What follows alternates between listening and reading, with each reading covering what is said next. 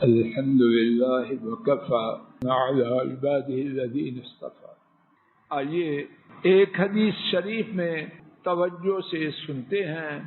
امام بہقی رحمہ اللہ نے حضرت ابو ہریرہ رضی اللہ تعالی عنہ کے حوالے سے روایت کیا، نبی کریم صلی اللہ علیہ وسلم نے فرمایا: ثلاث منجیات و ثلاث مہلکات، تین باتیں نجات دلوانے والی ہیں اور تین باتیں تباہ و برباد کرنے والی۔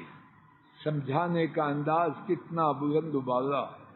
جو بات فرمانی ہے اس کا خلاصہ پہلے دے دی، پھر اس کے بعد ان تین باتوں کو بیان فرمایا جو نجات دلوانے والی ہیں۔ فرمایا فَأَمَّا الْمُنْجِيَاتِ، فرمایا جہاں تک نجات دینے والی باتوں کا تعلق ہے ان میں سے پہلی بات، اور یہ پہلی میری طرف سے تشریح کے لیے ہے، حدیث شریف میں 1 2 3 نہیں، میں اپنی طرف سے تشریح میں کہہ رہا ہوں تاکہ بات کا یاد رکھنا آسان ہو جائے۔ تو نجات والی باتوں میں سے پہلی بات، پوشیدگی میں اور علانیہ زندگی میں اللہ کا تقوی ہو، رات کے اندھیروں میں بند کمروں میں اللہ کا ڈر اس میں موجود ہو۔ اور تین نہیں، اگر یہی بات مجھ میں اور آپ میں آ جائے نقشے بدل جائیں یا نہ بدل۔ دوسری بات فرمایا کسی پہ راضی ہو یا ناراض ہو، بات وہ کہے جو سچ۔ کہاں ہیں یہ لوگ؟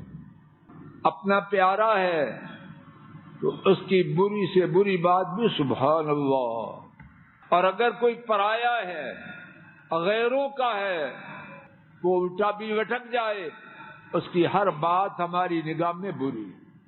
اور تیسری بات تمنگری ہے یا فقر و افلاس ہے، ہر حالت میں میانہ روی اختیار کرنا ہے، آپے سے باہر نہیں ہونا۔ اور اگر بات سمجھنی ہو تو اپنے ملک پاک کو دیکھ لیجئے۔ ہمارے ملک یہاں کے بڑے اور چھوٹے اعتدال والے ہیں یا بے اعتدال، جہاں دل چاہا اربوں کے حساب سے لوٹا دیے، اور جہاں مرضی نہ ہوئی پینے کے پانی کے مہیا کرنے کے لیے بھی کچھ بھی نہیں۔ اگر ہمارے ملک پاک میں گزشتہ 75 قریباً سالوں میں اسی ایک بات پہ عمل ہوتا، آج ہماری حالت وہ نہ ہوتی جو ہے۔ فرمایا وَأَمَّا الْمُهْلِكَاتِ، تباہ و برباد کرنے والی باتیں، خواہش، اس کے پیچھے چلنا۔ کیوں کیا ہے؟ میرا دل چاہا۔ تیرا دل قرآن پاک سے بھی اوپر ہے، سنت سے بھی اوپر ہے۔ تو کون ہے؟ اپنی ابتدا پہ غور کر، تو ہے کیا؟